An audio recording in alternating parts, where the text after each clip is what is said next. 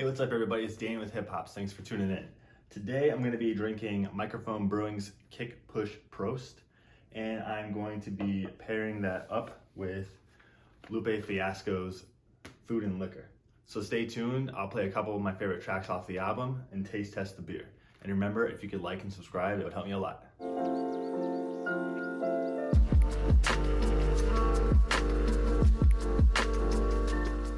Alright, so Mikerphone Brewing is located in Elk Grove Village, which is by the O'Hare Airport, just outside of the city of Chicago.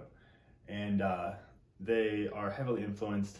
I've done another one of their beers as a pairing for the videos. They're heavily influenced by music. Their owner, Mike, used to work in the music industry. And you can see here, it's got the microphone is spelled like Mike, and it has the microphone and the logo there. And this is Kick Push Prost, which is a Marzen that comes in at 6%. So it's like an Oktoberfest style. And Oktoberfest is a 16 to 18 day festival that takes place in Munich, Germany. And it starts towards the end of September. And I'm drinking this out of my ABV Chicago Stein here. Trying to be super festive, proper glassware. All right, so a nice head on it, and you get the caramelly or like toasted malts on it. It's got a good head. You can hear it fizzing here by me, but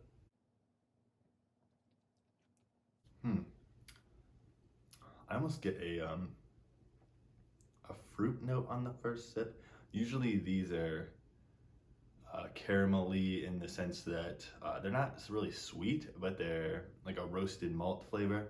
And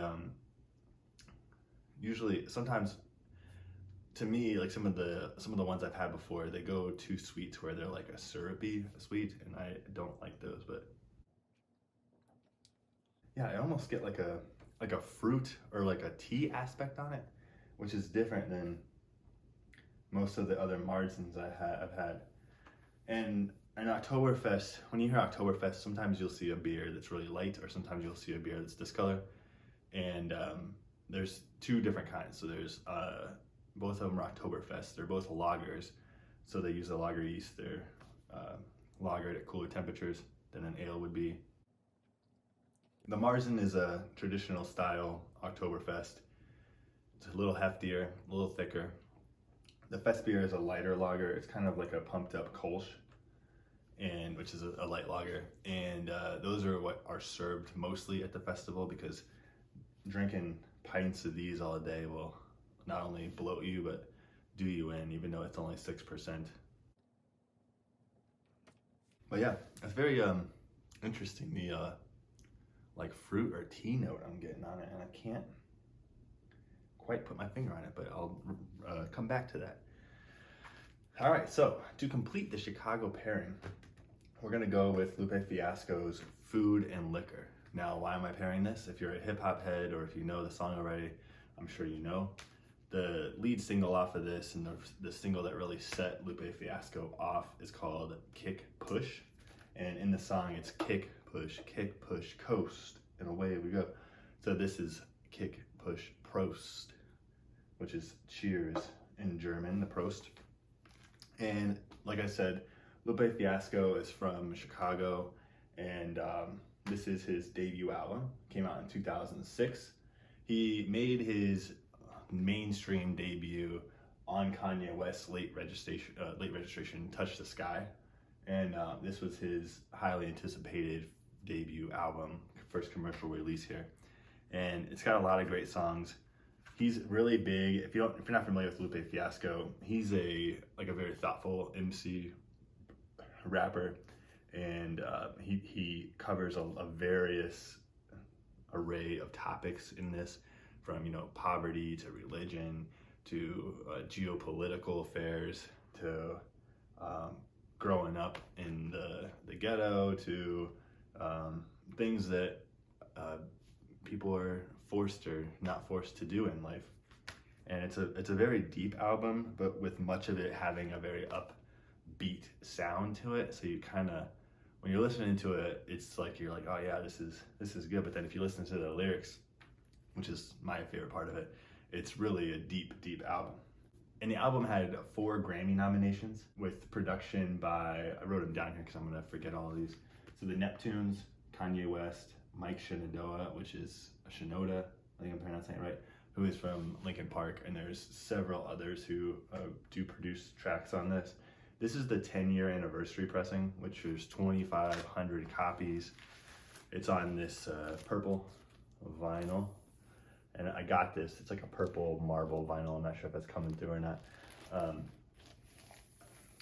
But I got this as soon as it came out, and I'm glad I did because they're pretty tough to come by now. And I love this album. I grew up listening to hip hop, like mainstream hip hop on the radio.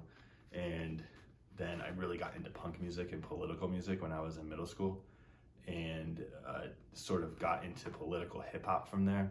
This came out in 2006, so I was just graduating high school, and I can remember Kick Push when it came out. It was so different because a lot of, I mean, outside of Kanye West at that time, like a lot of the people that were on the radio were glorifying, you know, clothes and money and cars and all this other stuff.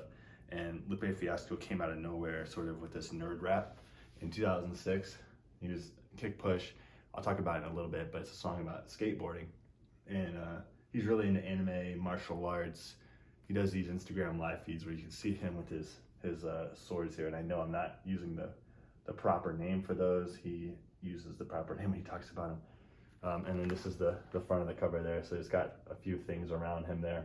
The production is great on this. There's a lot of songs that have a lot of like strings involved in them, some samples involved in them. So it's a good array of sound for me. Yeah. But the first song I'm gonna go with has to be Kick Push. This is the first song that was a single off of the album. It's the 4th track on the album, and it's about a skateboarder who meets a girl who's also a skateboarder, and sort of about their life as, you know, teenagers and growing up and sort of not being welcome anywhere. Like they just were wanting to skateboard, and everywhere they would go, security would come up and say, there's no skating here, and then they'd have to go find a new spot.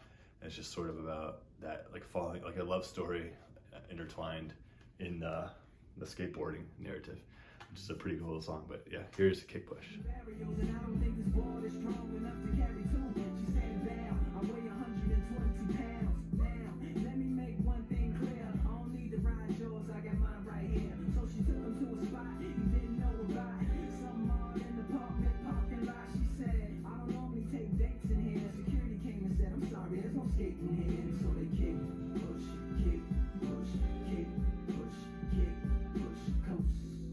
All right, so the second song we're gonna play off of this is my favorite track off of this album. It's track number 9, Daydreamin', featuring Jill Scott, which if you're not familiar, she's a great R&B singer. This is a very jazzy song, and it's about him riding inside of a giant robot where he like personifies the robot's body parts and turns it into stories about, you know, drive-bys, there's like police chases, he goes up against the White House, and you gotta remember 2006, this is when W. Bush was in office, and Lupe Fiasco being a Muslim and the war in Iraq and Afghanistan, he was not a fan of those things, and he continued, he's very consistent with that. He was aggressive against the Obama administration and their use of drones over there, so he's not one-sided and blind to the rest. He's a very consistent with his beliefs, which is commendable in my eyes. But this song, I just love the sound of it. I love his flow in it. He's got a very unique flow. He uses a lot of words and he doesn't waste any. And he's a great MC. But yeah, this is called Daydreamin'.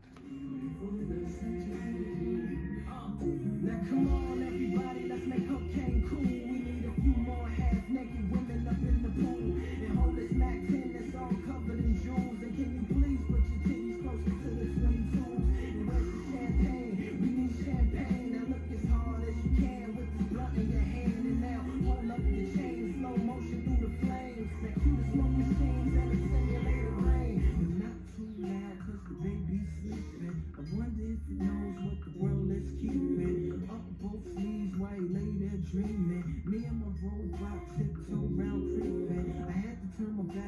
got you paid. I couldn't see, had the hood on me like I boot great.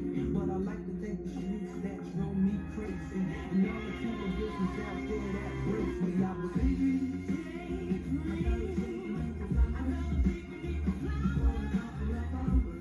So that was Daydreaming, which it won a Grammy for Best Urban Alternative Performance in, I think it was the 50th Grammys. I don't remember what year that was. I think it was 2007. So, but don't quote me on that. So that was Daydreaming. And the next song I'm gonna play for you is, there's a lot of songs on here that I love. Some of them, like I Gotcha, is not one of my favorite tracks, but it's one of the ones that was played on the radio, and I'm pretty sure had a music video attached to it. But I Gotcha was really big. Sunshine's great. The Cool is a really cool story. I almost picked The Cool. The Cool is about a guy who was involved with being cool and dealing drugs and was just trying to have everyone like him and to fit in and into that life. And he dies. He comes back from the grave, decomposing body, and it's a story about him going back to the area where he came from. And it talks about how like his little sister was missing him and left a note in his coffin with him, and he sees it. It talks about the way that it describes him like trying to drink the Hennessy that his homies poured out every time, or when they would think of him. It's a great story. He uses his chain to dig out from the coffin. It makes me really wish I would have picked this song, but definitely check out The Cool. It's talking about, you know, like you live this life and then going back to it after you've been gone, and sort of how it's not hanging around for anybody. It's not missing you. It's gonna keep going on even without you. And where the block that you used to hang, there's gonna be other people there after you're gone, and it's about how it's not really worth it in the end. But the song I did pick, which, American Terrace is another one that was a pretty big song, but Hurt Me Soul. This song is about all the ills of the world, and he talks about how, I mean, you have like poverty, hunger, he talks about abusive relationships, he talks about women who become prostitutes to make a living, and he talks about the Catholic Church and the issues that they were having with a lot of their people, and then hiding it. He talks about a lot of different things on here, and the last verse, if you want to call it that, is just him rhyming like a bunch of different negative things, and I'll probably try and include that in the clip that I play. Yeah, so this is Hurt Me Soul. now my gang sign, got no hang time about my sneakers, boys in the leader. My father ain't seen me, turn off my TV, cause it hurt me so through the grim reaper, sickle sharpening, Macintosh marketing, all you feel arguing, Brazilian adolescent disarmament, Israeli occupation, Islamic martyrdom precise, yeah, laser got it targeted, oil for food bothering, terrorist organization harboring, saying camouflage army men, CCF sponsoring, world conquering, telephone monitoring, Louis Vuitton modeling, pornographic actress honoring, string theory pondering, bulimic vomiting, Catholic priest fondling, preemptive vomiting, Osama and Obama them. All right, so that was Hurt Me Soul. That's my third and final track I'm gonna play off of this. You know what, maybe I'll do The Cool during the outro. How about that? That way you get a little taste of it, since I've already described it enough. Yeah, this beer, I've had this beer. So they've made this beer for several years. I don't know what's up with it this year. It's just something, I don't think it's old. Something just seems like it's a little like different or funny about it. Oh, I gotta give a shout out, a couple shout outs. I haven't recorded a video in a while, and I've got a couple cool things. My buddy Ryan, who I met him through the craft beer community here in Chicago. He got me these little coasters. This is the Rolling Tones, but it's an anti-skid coaster. It's got a rubber bottom, and the holster is on this little turntable. You can like move this, and it's all got little play off of, you know, big albums. This is called Hey June, and it's got the Apple logo. I got to give a shout out to my buddy Jose.